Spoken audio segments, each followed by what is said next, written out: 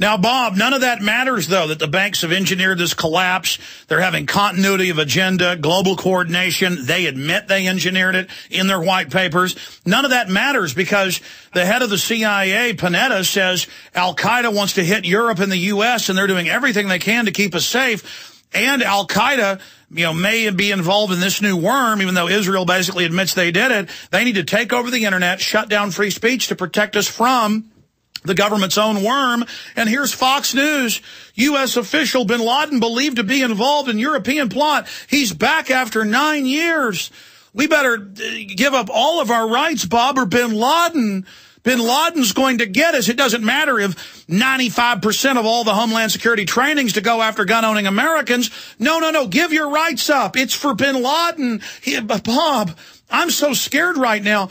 I'm not worried about the depression and the open borders and the crime exploding and the kidnappings all over the U.S. and society degenerating and the cancer viruses and the vaccines and the mobile X-ray vans and the total end of the Fourth Amendment. I'm worried about bin Laden. He's so scary. Well, I'm sure that Leon helped dig him up because he's been dead that long. And and that's why they took the Indian woman out in Pakistan. Bhutto came out and said this is absolute bull. He died of kidney failure. Here's the date. And they said, you die. And our media is so controlled. All over Europe, all over Asia, 100% confirmed. Videotape of her being machine gunned, getting in her car. And our media said, she hit her head. That's how dumb they think Americans are.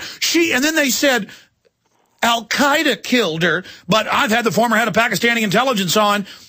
He says Dick Cheney said, kill her. She says bin Laden alive? Die. But Dick Cheney wouldn't do that. He's a Christian, Bob. Well, I want to tell you something, and this is inside information. When she left Pakistan some years ago, and she went to London, MI6 arranged for all of her goods and things to be shipped out on a British plane. And when it was time for her to go back, well, they shipped it all back for her. Ever since she was in Harvard, she was a CIA and MI6 operative. And they must have been hard-pressed to get rid of her. And I know that people in the CIA were really upset because one of her best friends was my roommate when we were in counterintelligence, and he was furious. But, you play with the devil, you got to pay. And that's probably the reason. So why did she flip? I mean, why did she decide to go for policy? She just got fed up with the whole thing and said, this is what's going down. The guy's dead. And they just took her out. They can't have people in that kind of a position saying those kind of things. They got to control everything. But, Bob, she hit her head.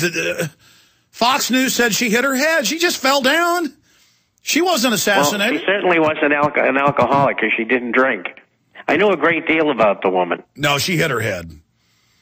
Mm-hmm. No, but I'm being sarcastic. For 2 days, they said she hit her head, and then they had to go, okay, she was shot. But I mean, going back, so when you were in counterintelligence, you were roommates, in Germany with her friend? or? Yeah, that's right. And he went on to a long, very distinguished career in the State Department. His name is Peter Galbraith, John Kenneth Galbraith's son, and the brother of Jim Galbraith, who's an economist from that infamous place called Texas.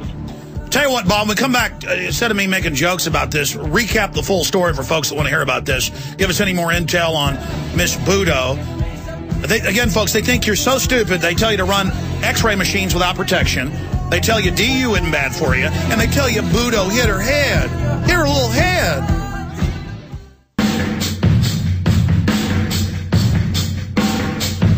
By the way, if you just joined us at the end of the last segment, I wasn't joking. If you go back to the news, the first 2 days that Bhutto got assassinated in that motorcade, our media said she hit her head on the car. And it was on television, her being machine gunned. But they didn't show that here. That's how controlled our media is. But then once all that leaked, they said, oh, yeah, we were wrong. Somebody shot her. It was bin Laden. Bin Laden's people. They did it. I mean, this is how insane it is. So, Bob, going back, the names, everything you can tell us about I mean, of course, it's come out in some of the news that she was being run by MI6, but you're saying you've got specifics. And there is the Guardian headline, Benazir Bhutto assassinated, shot twice, then bomb exploded. That's what she gets for driving around in an open car with a bullhorn. But, Bob, that goes back to how dumb they think we are, telling us that she hit her head. I was just reminding people of that. But, I mean, without me interrupting, go over what you were talking about. Well, I think the bottom line is that we've covered most of it, but it's one of the reasons, and it's a good reason, I didn't stay doing what I was doing and become a career diplomat or work for the agency or for NSA. NSA was actually who we worked for, and it was in the early days of NSA and the CIA, because I'm an old man.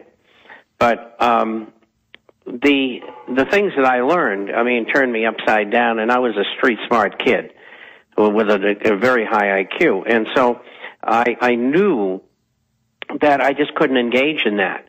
And of course, you know, Peter went on, and it fit their lifestyle, the Harvard thing, so to speak. And he went on to work in the State Department for years.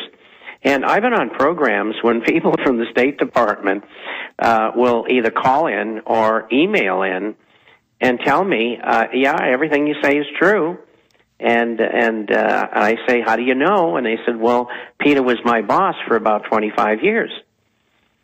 So it goes to form. In fact, one of the people who was in my outfit was Porter Goss, who became the head of the Central Intelligence Agency.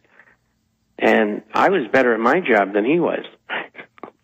Well, reportedly, Porter had to go as director of Central Intelligence because he was visiting those special floors of the Watergate a little too often. Well, I had heard that, but to me it was hearsay. But that could be. I mean, who knows? All kinds of things go on. And in that kind of a lifestyle, you can't trust anybody. I mean, it's a terrible way to live. I mean, I run into people today that tell me, well, and they may be listening to this program today. My dad was the head of counterinsurgency against narcotics in Latin America for years. And he said, I have to be very careful when I go to places like Mexico, where he uncovered a lot of people who were doing what they weren't supposed to do in the drug trade and had them incarcerated and things like that. And it's, you know, you do the right thing, and it's a miserable life. It's not a good life. And then meanwhile, if you have worked for the government, they're surveilling you all the time and teaching a new crop of morons that you're a terrorist. And that's one big thing the globalists have going against them. They've made this shift to really trying to hire stupid people to be their enforcers, but stupid people aren't that good at doing their job. Well, I'll never forget, I had lunch one day with Ollie North and one of the top people in the DEA. And one of the things that struck me, because they were working closely with the Colombians, he said to me, somebody ought to teach them all how to kill each other. Well, that's what they're certainly teaching us how to do with these open borders. Stay with us 5 more minutes, Bob. I've got more questions on the economy than the Health Ranger. Big Brother, mainstream media, government cover-ups. You want answers? Well, so does he. He's Alex Jones on the GCN Radio Network. And now, live from Austin, Texas, Alex Jones. The Health Ranger, Mike Adams, is going to be in studio with us. We're going into the 4th hour today on this Friday edition. I got a lot of other news I haven't even gotten to yet, but I want to get into all things health, the approval of GMO salmon, and the government doesn't want you to be able to even know if it's GMO or not. That is a huge precedent-setting event. We're going to be talking about that. But Ted Anderson did get back in time from his meeting. And, Ted, good to have you here, because I wanted to have Bob talk a little bit about gold. And we've got flames of anger, strikes, and fury spread over Europe.